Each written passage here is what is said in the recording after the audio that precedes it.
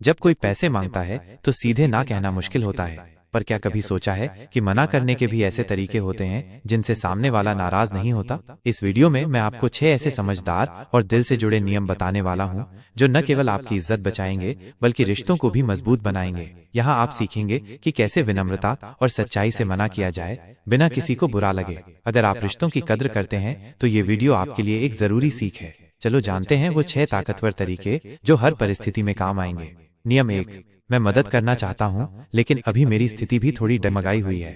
जब हम किसी से मना करते हैं तो सबसे जरूरी है कि हम सामने वाले को ये महसूस कराएं कि हमारी इच्छा उसकी मदद करने की है, पर परिस्थितियां फिलहाल अनुकूल नहीं है। यह वाक्य इस बात का एहसास कराता है कि तुम्हारे दिल में उसके लिए अच्छा सोचने की भावना है, लेकिन जीवन में उतार चढ़ाव होते रहते हैं। जैसे अगर तुम्हारे पास अभी आर्थिक रूप से ज्यादा सहारा नहीं है तो इसका मतलब ये नहीं कि तुम उसकी परेशानी को हल करने के लिए तैयार नहीं हो। ये ईमानदारी दिखाता है कि तुम झूठ नहीं बोल रहे और सच कह रहे हो।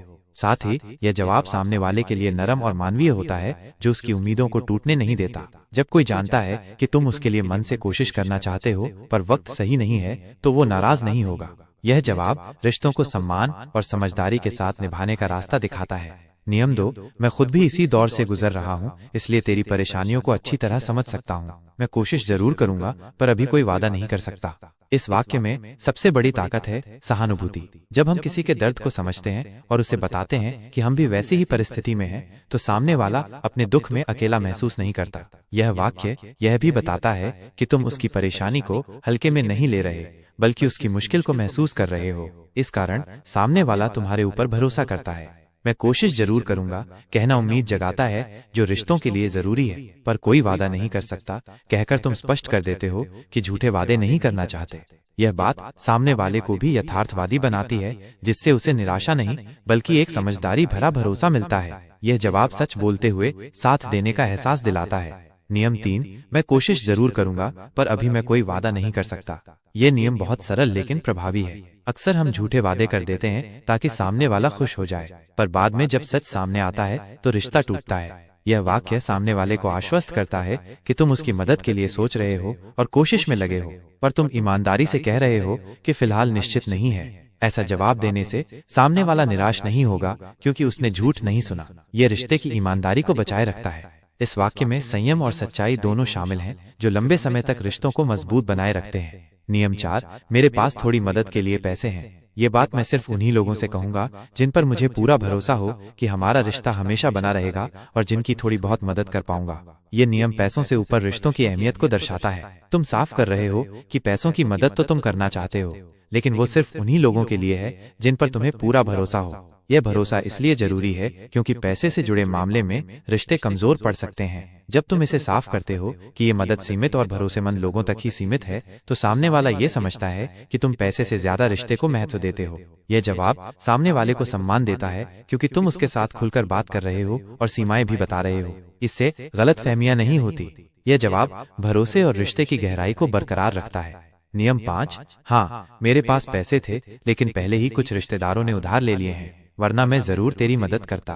फिर भी अगर कोई और मदद चाहिए तो जरूर बताना, मैं अपनी तरफ से पूरी कोशिश करूंगा।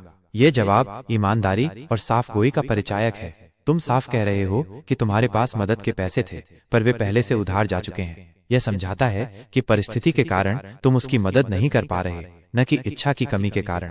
साथ ही अगर कोई और मदद चाहिए तो जरूर बताना कहकर तुम सामने वाले को यह एहसास देते हो कि तुम उसकी हर संभव मदद के लिए तत्पर हो। यह जवाब रिश्तों को मजबूत करने वाला है क्योंकि ये निराशा को उम्मीद में बदल देता है। नियम 6, मैं झूठी हाँ कहकर बाद में मना करने वाला नहीं हूँ। तू अपना है इसलिए सच बोल रहा हूँ, अभी मेरे बस में नहीं है। यह जवाब पूरी तरह सच्चाई और अपनापन लेकर आता है। तुम साफ कर रहे हो कि झूठे वादे रिश्तों को नुकसान पहुंचाते हैं, इसलिए मैं सच बोलता हूँ। सामने वाले को यह एहसास होता है कि तुम उसके लिए कितने ईमानदार और भरोसेमंद हो। इस जवाब से रिश्ते में मजबूती आती है क्योंकि सामने वाला जानता है कि तुम उसके साथ खुलकर और सीधे बोल रहे हो। यह जवाब प्यार, सम्मान और भरोसे का मेल है जो रिश्तों को स्थायी बनाता है। इन 6 नियमों को अपनाकर तुम न केवल पैसे मांगने वालों को विनम्रता और समझदारी से मना कर सकते हो, बल्कि अपने रिश्तों को भी मजबूत बना सकते हो। ये जवाब झूठ बोलने या बहाने बनाने से बचाते हैं और सच्चाई, भरोसा, अपनापन और सम्मान के साथ बात करने का तरीका सिखाते हैं। जब भी कोई मदद मांगता है, इन नियमों से तुम अपने हालात के अनुसार सही जवाब दे पाओगे, जिससे सामने वाले को बुरा नहीं लगेगा, बल्कि वो तुम्हारी ईमानदारी और संवेदनशीलता की कद्र करेगा। अगर आपको ये वीडियो पसंद आया हो तो कृपया लाइक जरूर करें और ऐसे ही और शानदार वीडियो पाते रहने के लिए चैनल को सब्सक्राइब करना मत भूलिएगा। अपने परिवार वालों के साथ भी इसे जरूर शेयर करें ताकि वे भी खुश हों और समझदारी से बातें कर सकें। आपके प्यार और समर्थन से मैं ऐसे ही बढ़िया कंटेंट लाता रहूंगा।